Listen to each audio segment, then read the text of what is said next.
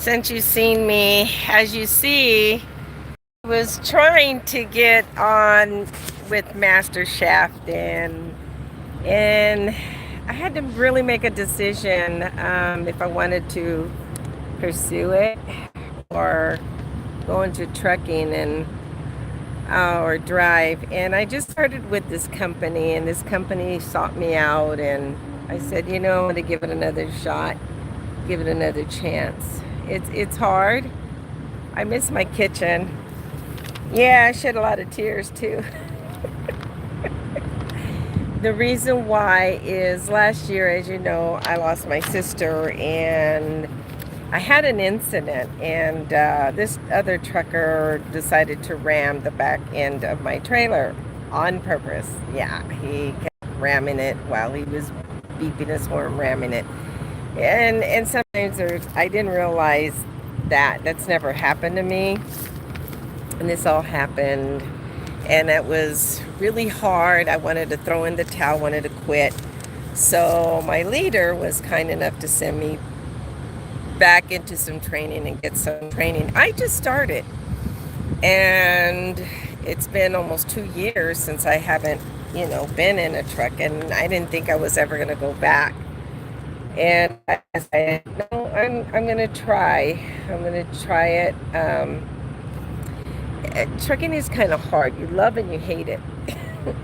Number one, traffic, and people are in a hurry, and sometimes that you're carrying like almost 40,000 pounds behind you. You can easily jackknife and get into accident. And these guys, they do it on purpose.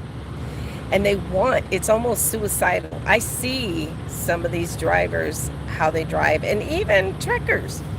And I've had truckers try to bully me off lanes, and other truckers are not nice. They're very angry for whatever reason. Maybe they're going through a divorce. Maybe somebody passed away. Maybe they're not making enough money. The bills, maybe the rent is getting higher, everything is getting more expensive, technology is changing, and a lot of the companies are going into technology. I think it's a way of inventory, to tell you the truth. But I thought maybe I'd do this little video because I miss the kitchen. I had to calm myself down. So one of my kids said it was kind of he used the word, I forgot what he used, it kind of calming and soothing when I cook in the kitchen, or when he saw it. So that was pretty cool, and I really miss it. I even watched it myself. Watch my own. Yeah, I always had dreams, having a place like Julia Child. Who wouldn't want that? But I really love this job, and it's hard. It makes me cry all the time. It's crazy, but I love it. It's like, what am I? As someone asked me, you have Stockholm Syndrome? No, it's just the other side of it is when you're driving, you're doing long hauls, you get to see so many beautiful things. If you don't believe in God, you will. I'm just put it like that, because the mountains and the formations, I mean, you can fly over and you don't see as much as you do when you're driving. And because I sit up high in the truck, it's kind of nice because you're sitting up high. I'm going to have to shorten up this video because they're starting to move. So they said I'll be stuck here for about a couple hours because I'm at a distribution center where I have to do a live unload and the manpower is probably not enough. So everybody's kind of waiting. So anyways, but when you're traveling, I mean, I've always wanted to travel, always wanted to take a road trip, and I couldn't get anybody to go with me. So I decided to take this. I mean, I had fallen into a really deep depression, and I saw myself getting depressed again, a deep depression when my kids left. And then I lost my house, and then I lost my parents. And then I was stuck for like almost a decade. Then I had to leave because I had this creepy guy that lived upstairs from me who was smoking a lot, and it was getting into my apartment. I loved my apartment, and that's where I started doing videos, these videos that I have. And I you know, I cared about the kids, and I always, wanted to help out. I volunteered, and I was enjoying myself. But it was time, I guess, that door had closed, and I needed to get it out. And there's a lot of people that I shouldn't call them creeps, but people are different, and that's what I'm learning. People are extremely different, and it's nice to get to know. In this company, I've met more diversity. Because there's a lot more truckers, and there's a lot more cultural backgrounds, and I could call people, oh, don't hit my trailer. This guy, oh, don't hit it. Lord have mercy. Gee whiz, I might have to move my truck a little bit, but I'm trying to keep a gap so that the car can go in. Gee whiz. But anyways, yeah, while I was out, and I was changing lanes, and this guy literally, he pulls up on my rear end and starts hitting the back of my. He starts ramming it and ramming and continues to ram it as he's beating the horn. I pull over, call 911, and then what happened? And I'm like, you jerk. And a lot of these people, I know there's a lot of illegal drivers out here. I know it. I knew that. They shouldn't be on the road at all. And they're not following any of the DOT regulations. That's the Department of Transportation. FMCSA regulations. They're not following any of that. And they're out here driving, and they're really being jerks. And they're looking for a payoff. And I know that. And I knew that. I said, oh my God. Regardless of whose fault it was, I've been taught since I was a kid, when I first started driving, there's no such thing as accidents.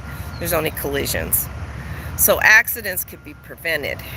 Collisions, they sometimes can't. So it made me think.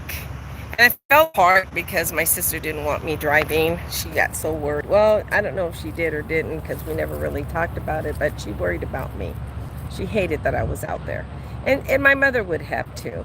And my father probably would have, because everybody else was worried. But I mean, nowadays you can't even go shopping at a mall without deciding if someone's going to have a gun, and now that's a creep, and start shooting, and stuff like that. So I guess it's the same thing on the road. And it's to anything. You have to grow your own food.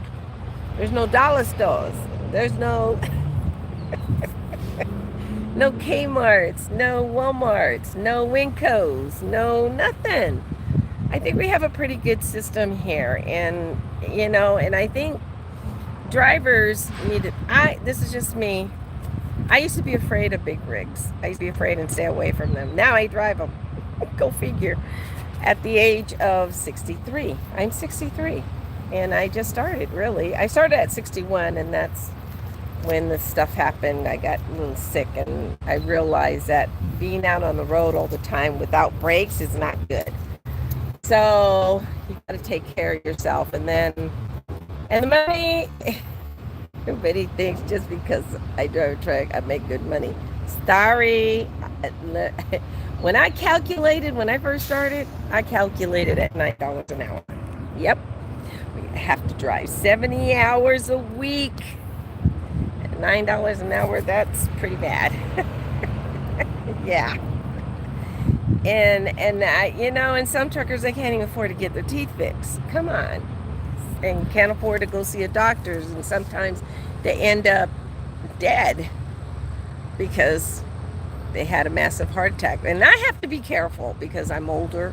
I have to be careful that I take my supplements, take my meds, and I try to eat right. And sometimes I don't. And like, I had a tuna sandwich from, I'm not going to say, or a tuna sub, and I got really sick. I lost some hours.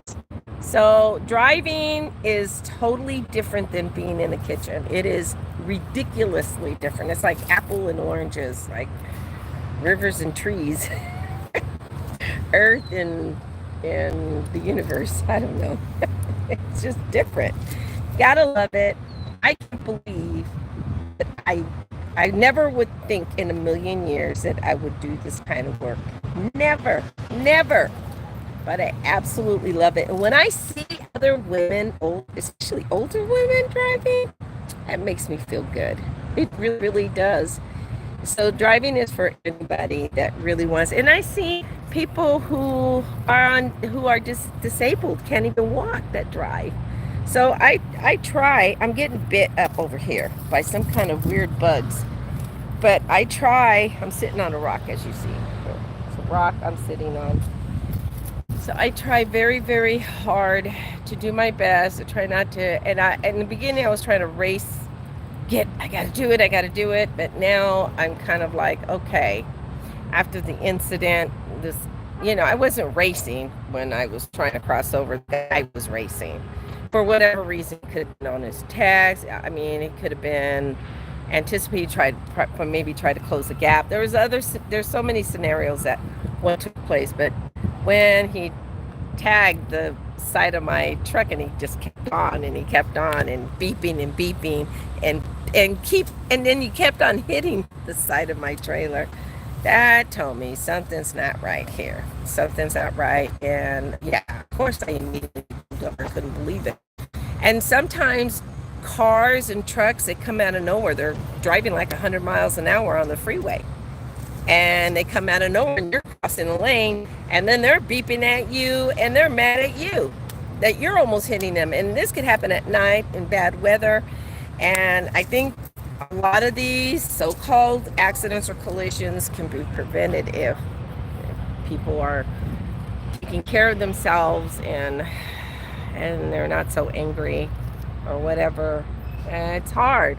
It's a hard job. It's a hard job that I love, and I didn't think I would like it, but I love it, and I'm trying not to make it so hard. So that's all I wanted to say and let you know. I miss my kitchen. I miss cooking. Oh, yes, I do very much. And let me see where I am in this video, because this is the first time I've done this. And that's it. Okay. Hope to see you again soon.